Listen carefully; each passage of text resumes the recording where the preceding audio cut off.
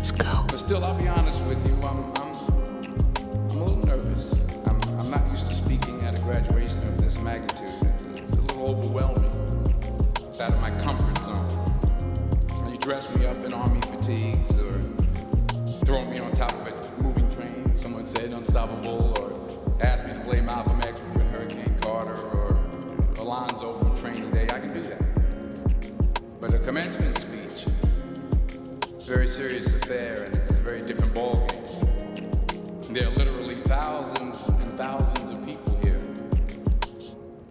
And for those who say, well, you're a movie star, millions of people watch you and watch you speak all the time, well, that's true. That's technically true. But I'm not actually in the theater watching them, watching me. I think that makes sense. I mean, I'm not there when they call or fidget around or pull out their iPhones or text their boyfriend or scratch their behinds or whatever it is they're doing in the movie theater. But from up here, I can see every single one of you. And that makes me uncomfortable. So please, don't pull out your iPhones and your texts. Don't text your boyfriend until after I'm done. Please. If you have to scratch your behind, I understand. Go ahead. I was thinking about this speech, what I should say.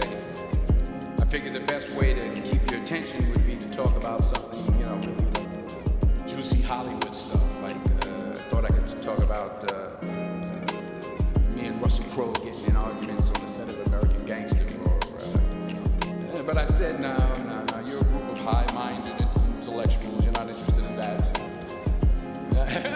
Or maybe not. I thought about a private moment I had backstage with Angelina Jolie in the dressing room after the Oscars.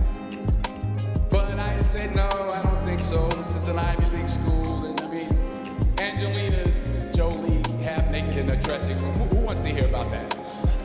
No one. This is Penn. That stuff would never go over well over here. Maybe at Drexel, but not over here.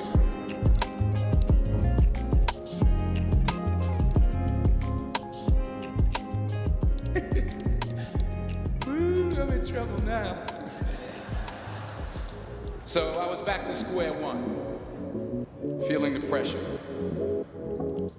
So now you're probably thinking, if it was going to be this difficult, this much pressure, why did I even accept today's invitation in the first place?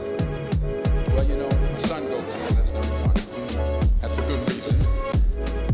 And I always like to check to see how my money is being spent. And I'm sure there's some parents out there who can relate to what I'm talking about. Yeah. Everybody upstairs. And there were some other good reasons for me to show up. Sure, I got an Academy Award, but I never had something called a magic meatball after waiting in line for half an hour at the food truck. Yeah. Yes, I talked face-to-face with President Obama, but I never talked face-to-face with a guy named Tweeter who sings bad songs over at Smokes on Tuesday night. I never been to Buies. I never been to Hemos. Yes, I have played a detective who battles demons, but I've never been to a school in my life where the squirrel population has gone bananas. They're breaking in the dorm rooms, they're walking around the campus. I think I saw some carrying books on their way to class. So I had to be here. I had to come. Even though I was afraid I might make a fool of myself. In fact, if you really want to know the truth, I had to come exactly because I might make a fool of myself. Now, what am I talking about? Here it is. I found that nothing in life is worthwhile unless you take risks. Nothing. Nelson Mandela said, there is no passion to be found playing small and settling for a life that's less than the one you're capable of living. Now, I'm sure in your experiences in school and applying to college and picking your major and deciding what you want to do with life, I'm sure people have told you to make sure you have something to fall back on. Make sure you got something to fall back on. But I never understood that concept, having something to fall back on. If I'm going to fall, I don't want to fall back on anything except my faith. I want to fall forward. I figure at least this way I'll see what I'm going to hit. Fall forward. This is what I mean. Reggie Jackson struck out 2,600 times in his career, the most in the history of baseball. But you don't hear about the strikeouts. People remember the home runs. Fall forward. Thomas Edison conducted 1,000 failed experiments. Did you know that? I didn't know that. Because the 1,001st was the light bulb. Fall forward. Every failed experiment is one step closer to success. You've got to take risks, and I'm sure you've probably heard that before, but I want to talk to you about why that's so important. I got 3 reasons, and you can pick up your iPhones. First, you will fail at some point in your life. Accept it. You will lose. You will embarrass yourself. You will suck at something. There's no doubt about it. And I know that's probably not a traditional message for a graduation ceremony, but hey, I'm telling you, embrace it, because it's inevitable. And I should know. In the acting business, you fail all the time. Early on in my career, I auditioned for a part on Broadway. Perfect role for me, I thought. Except for the fact that I can't sing. So, I'm in the wings, I'm about to go on stage, but the guy in front of me, he's singing like paparazzi. He's just going on and on and on, and I'm just shrinking, I'm getting smaller and smaller. So they say, oh, thank you very much, and you'll be hearing from us. So I come out with my little sheet music, and it was Just My Imagination by The Temptations. That's what I came up with. So I hand it to the accompanist, and she looks at it and looks at me and looks out at the director, and it's like, huh? So I started, I'm gonna sing.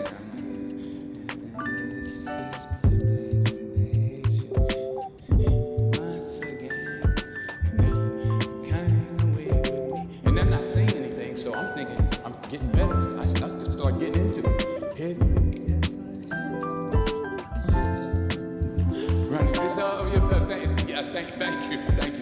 Thank you very much, Mr. Washington. Thank you. So I assumed I didn't get the job. But the next part of the audition, he called me back. The next part of the audition is the acting part of the audition. So I'm like, hey, okay, maybe I can't sing, but I know I can act. So they pair me with this guy, and again, I didn't know about musical theater. And musical theater is big, so they can reach everyone all the way in the back of the stadium. And I'm more from the realistic, naturalistic kind of acting where you actually talk to the person next to you. So I don't know what my line was. My line was, hand me the cup. And his line was, well, I will hand you the cup, my dear. The cup will be there to be handed to you. I said, oh, okay.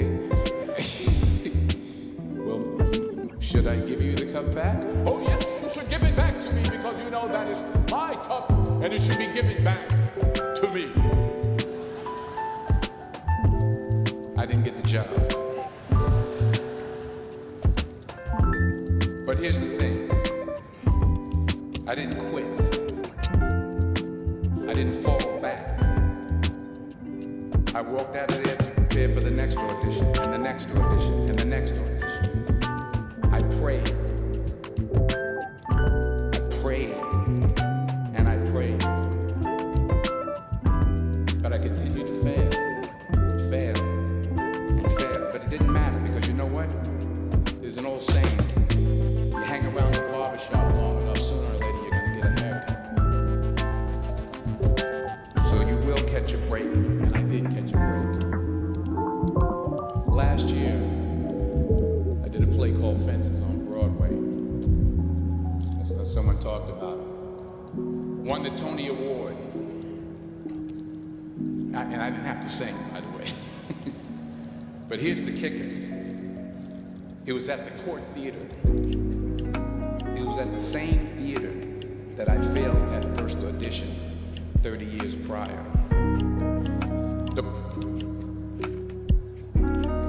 The point is, and I'll pick up the pace, the point is every graduate here today has the training and the talent to succeed. But do you have the guts to fail? Here's my second point about failure. If you don't fail, you're not even trying. I'll say it again. If you don't fail, you're not even trying. My wife told me this great expression. To get something you never had, you have to do something you never did. Les Brown's a motivational speaker. He made an analogy about this. He says, imagine you're on your deathbed, and standing around your deathbed are the ghosts representing your unfulfilled potential. The ghost of the ideas you never acted on. The ghost of the talents you didn't use. And they're standing around your bed, angry, disappointed, and upset.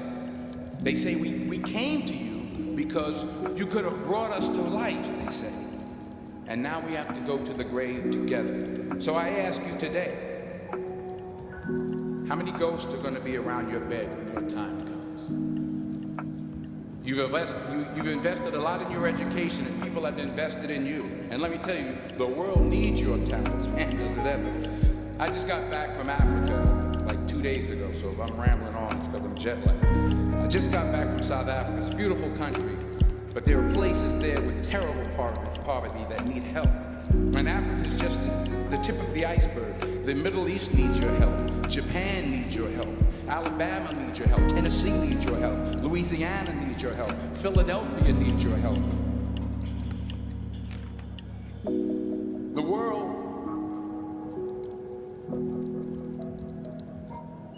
The world needs a lot, and we need it from you. We really do. We need it from you young people. I mean, I'm not speaking for the rest of us up here, but I know I'm getting a little grayer. We need it from you, the young people, because remember this. So you got to get out there. You got to give it everything you got, whether it's your time, your talent, your prayers, or your treasures. Because remember this. You will never see a U-Haul behind a hearse.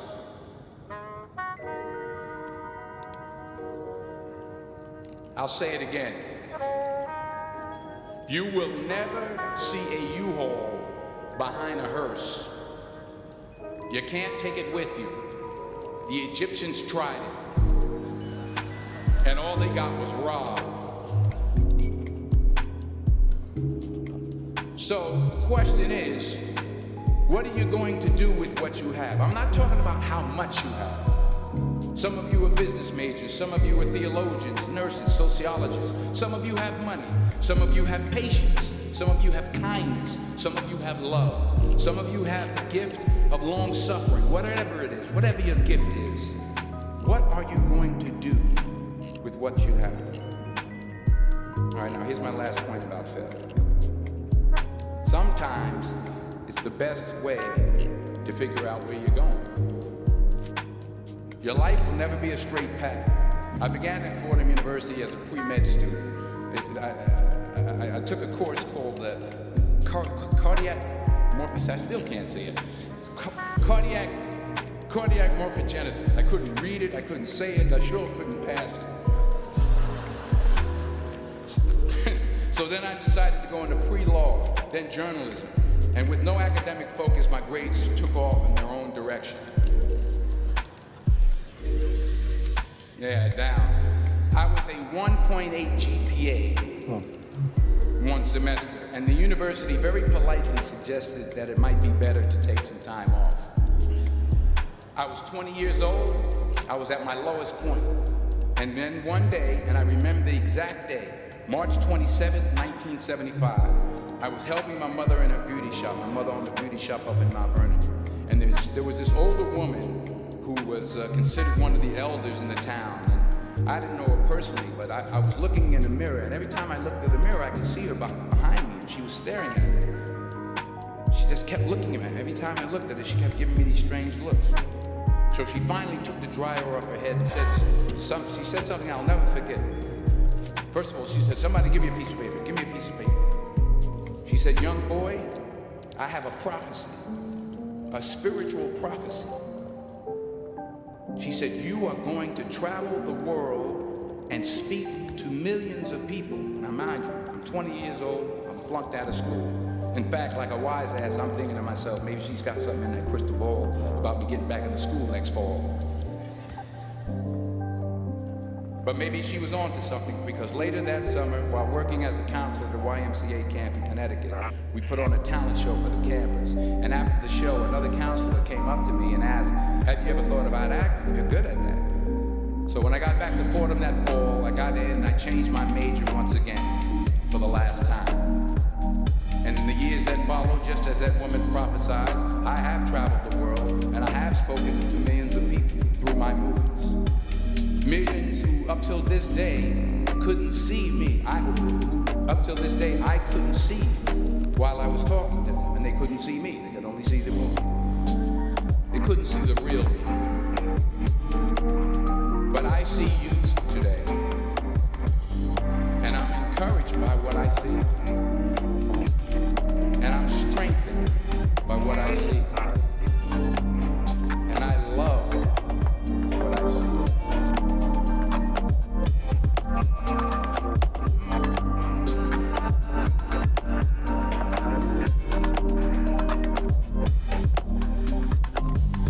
One more page, and I'll shut up. Let me conclude with this one final point. And actually, the president kind of brought it up. It has to do with something in Philadelphia.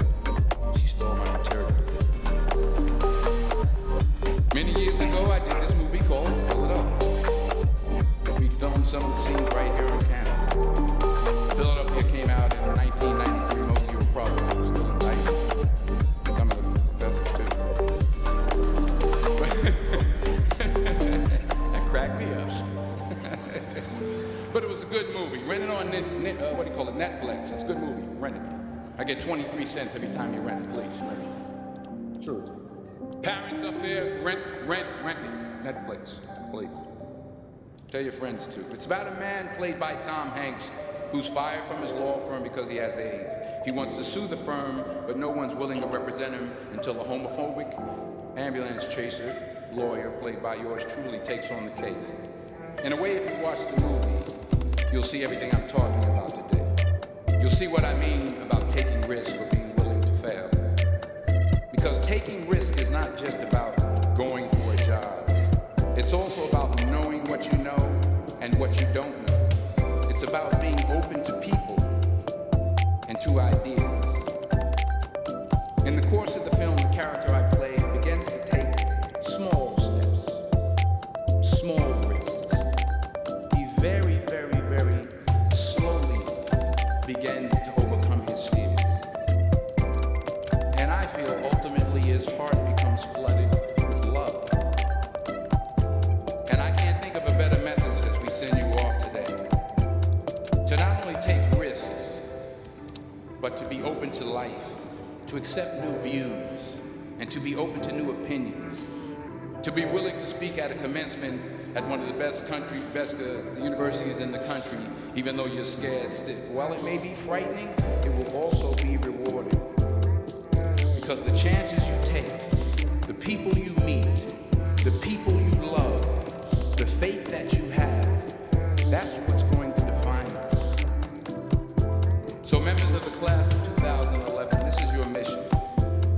When you leave the friendly confines of Philly, never be discouraged. Never hold back. Give everything you got. And when you fall throughout life, and maybe even tonight after a few many glasses of champagne, remember this. Fall forward. I don't know what that dream is that you have. I don't care how disappointing it might have been as you've been working toward that dream. That dream that you're holding in your mind, that it's possible.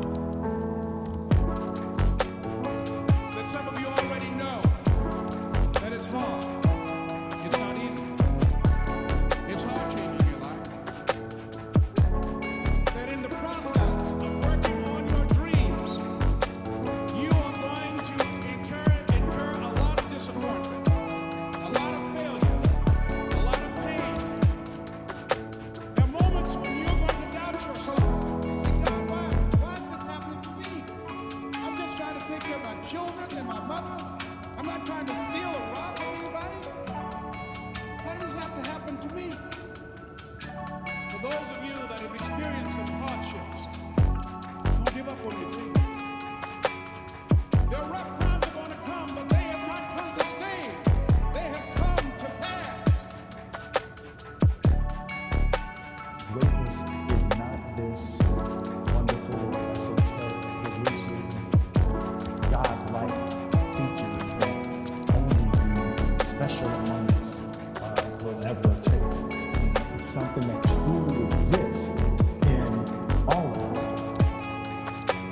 It's very important for you to believe that you are the one.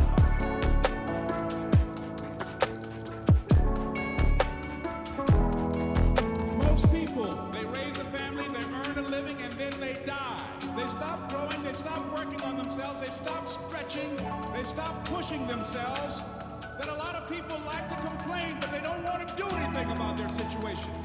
And most people don't work on their dreams. Why? One is because of fear. The fear of failure. What if things don't work out? And the fear of success. What if they do and I can't handle it? These are not risk takers. You spend so much time with other people. You spend so much time trying to get people to like you. You know other people more than you know yourself. You study them. You know about them. You want to hang out like them. You want to be just like them. And you know what? You've invested so much time with them. You don't know who you are. I challenge you to spend time by yourself. It's necessary that you get the losers out of your life if you want to live your dream. But people who are running toward their dreams, life has a special kind of meaning. When you become the right person, what you do is you start separating yourself from other people. You begin to have a certain uniqueness. As long as you following other people, as long as you being a copycat, you will never ever be the best copycat in the world. But you will be the best you can be. I'm telling you to define your value. That everybody won't see it. That everybody won't join you. That everybody won't have the vision. It's necessary to know that you are an uncommon breed. It's necessary that you align yourself with people and attract people into your business who are hungry, people who are unstoppable and unreasonable, people who are refusing to leave life just as it is and who want more. The people that are living their dream of finding winners to attach themselves to. The people that are living their dreams are the people that know that if it's going to happen, it's up to them. If you want to be more successful, if you want to have and do stuff you ain't never done before, number two, I'm asking you to invest in you. To invest in you. Someone's opinion of you does not have to become your reality. That you don't have to go through life being a victim. And even though you face disappointments, you have to know within yourself that I can do this. Even if no one else sees it for me, I must see it for myself. This is what I believe, and I'm willing to die. Period. No matter how bad it is, or how bad it gets, I'm going to make it. I want to represent an idea. I want to represent possibilities. And some of you right now, you want to be, you know what I'm saying? You want to go to the next level. I want to counsel. You know, I want to be an engineer. I want to be a doctor. Listen to me. You can't get to that level. You can't get to the level economically where you want to be until you start investing in your mind. You're not reading books. I'm challenging y'all to go to conferences. I dare you to invest time. I dare you to be alone. I dare you to spend an hour getting to know yourself. When you become who you are, when you become the person that you were created to be, designed to be who you were designed to be, when you become an individual, what you do is you take yourself and you start separating yourself from other people. I tell you to get to a place where people don't like you, it don't even bother you no more. Why? Because you're not concerned with trying to make them happy, because you're trying to grow up. You're trying to get to the next level. I need you to invest in your mind. Invest in your mind. If you still talk about your dream, if you still talk about your goal, but you have not done anything, just take the first step. That you can make your parents proud, you can make your school proud, you can touch millions of people's lives, and the world will never be the same again. All good sessions come to an end. Thank you for working together.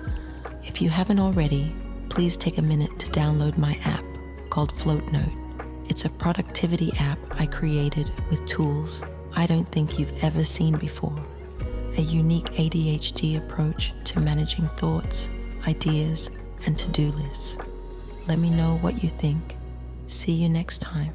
Stay focused, stay turbo. Because you came this way. Don't let nobody steal your dream. After we face a rejection and a no, or we have a meeting and no one shows up, or somebody say, you can count on me, and they don't come through. What if we have that kind of attitude? The car's repossessed. Nobody believes in you. You've lost again and again and again. The lights are cut off, but you're still looking at your dream, reviewing it every day and saying to yourself, it's not over until I win.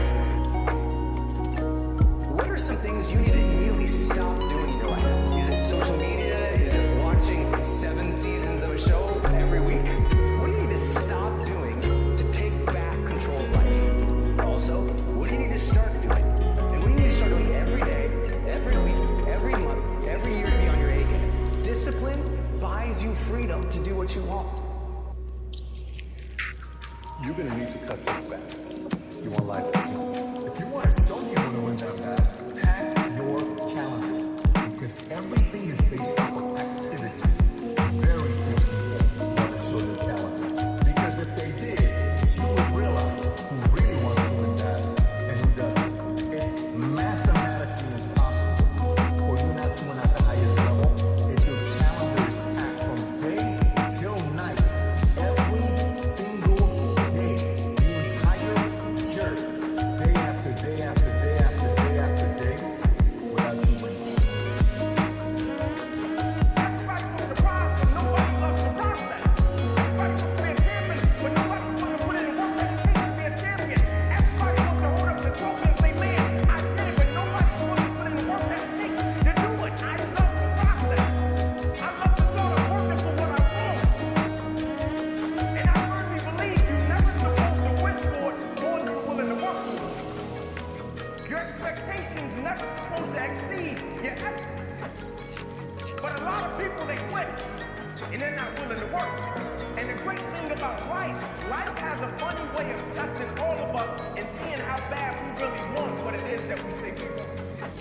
The world does not reward mediocrity. You know what the rest of the world wants to pay you for? Be the best at one thing. If you know how to concentrate your efforts and focus on one thing, you have a mission.